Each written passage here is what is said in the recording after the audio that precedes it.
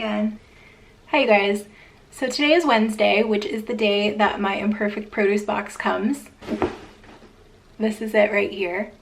So this is my third box that I've gotten. I actually did imperfect produce for probably a couple of months, like maybe 2 years ago or so. But when the COVID-19 shutdown happened, I was like, I'm gonna get an imperfect produce box because that's the thing that I go to the grocery store most often for. Like obviously pantry supplies and things like that, I can go a while. Even tofu, like I can stock up on tofu and not have to go to the grocery store for a while. But for produce, I kind of have to go like once a week or something like that. So my plan was that I was going to get my weekly produce delivery and then limit my grocery trips to maybe every 2 or 3 weeks. But when I went to sign up for imperfect produce back in March, I believe the end of March, they had a waiting list. So I didn't end up getting my first box until like 3 weeks ago. Overall, I've been pretty happy with it. It seems like you get a pretty good deal on everything, especially stuff like avocados, things that are a little bit pricier in the supermarket. Like I think usually I get like 3 or 4 avocados from imperfect produce for like $1.50, not each, total. And yeah, it definitely does like help cut down with trips to the grocery store. Like I'm pretty well stocked up on other stuff, so it's nice to have kind of a constant stream of produce coming to my front door. The only like semi complaints, and I wouldn't even necessarily call these complaints, but kind of tips that I would offer you if you are thinking about getting imperfect produce. One is that if there are things that you would think maybe shouldn't be shipped in a cardboard box, you're probably right. Maybe pass on ordering things like peaches, things that bruise easily, things that get damaged. I've had pretty good luck with tomatoes, surprisingly. Like I would have thought tomatoes would get bruised easily being shipped in a box, but I kind of think the only thing that showed up damaged was when I tried to order peaches. So that's one tip. And then the second tip is, okay, so they have some things like hummus and packaged goods, things that need to be kept under refrigeration. And they have them at really good deals. So last time I ordered my favorite hummus, which I don't usually get, it's from Hope Foods, and it's like usually $5 in the store for kind of a small container.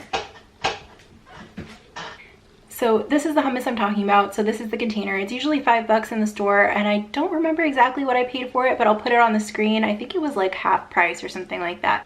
So anyway, my tip is that if you are trying to cut back on packaging, that might not be a good way to go, because they sent it with like cold packs, and they sent it with this giant like insulated mailer thingy just for this one hummus. It was like this huge package like with just this in it. And I didn't really have like a use for something like that. I didn't like save it to reuse it. I just threw it away. So yeah, just something to keep in mind. Maybe it would be worth it if you're ordering like 10 hummuses and you wanted to fill it up in that container, but just for one, it's a little bit excessive.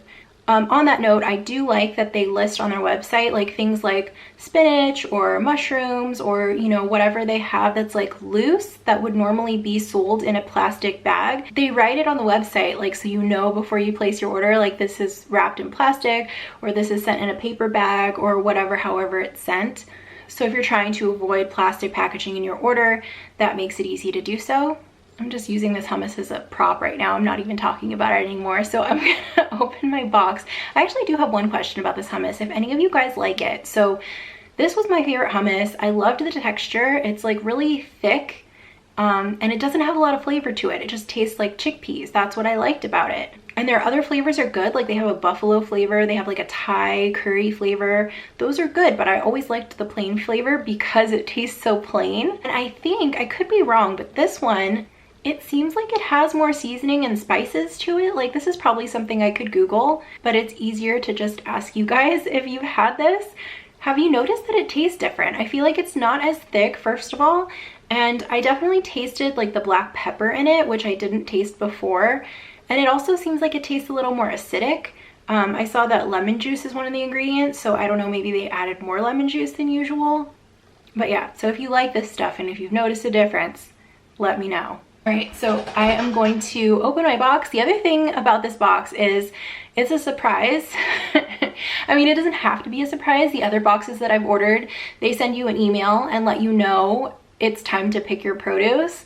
My produce box comes on Wednesday, and I think on Friday they start letting me pick what I want to be in it. And the cutoff is Monday at noon. And for some reason, I completely forgot this week. Like, I don't know if it had something to do with the 3-day weekend, even though it's like every day is a weekend right now. I don't have a work schedule. Like, I don't know why that would have thrown me off, but it was Memorial Day, and I think on Monday at like 1 p.m. I was like, oh man, I didn't pick my produce. But that's okay. Like, I kind of like having it be a surprise box every once in a while, because then I have to try things that I wouldn't normally pick for myself, and I don't know, like figure out how to use ingredients that I might not normally use. Okay, so I'm gonna start opening this and putting it away. So I'm gonna show you what I got. Okay, this is what it looks like inside. And so far it looks almost the same as the last box that I got. So I got 2 bunches of cilantro. I got a couple of summer squashes. Squash. 2 summer squash. 2 cucumbers, Brussels sprouts, 7 carrots, 2 lemons, 2 limes, 2 Roma tomatoes. So they sent a clamshell of cherry tomatoes, which actually came open in the bottom of the box, and I just had to collect these and put them back in here. They look like they all survived. They don't look damaged, but I'll probably try to eat them soon just in case. 3 avocados, and then 4 of these. What are these? Are these nectarines? Are these peaches? They're like either tiny peaches or they're nectarines. I can't tell you for sure if I've ever had a nectarine before. I feel like that's something you should know about yourself, but I don't remember. These might be peaches. I don't know. They might be tiny peaches. I will look it up on my account and tell you what they are. And I'll probably also put the prices for each thing on the screen. That'll be fun for me because I'm a nerd. And I also don't know what the total of the box is. They don't send you any kind of like packing slip, and I don't think they even email you a receipt. I think you have to log into your account and it's in there.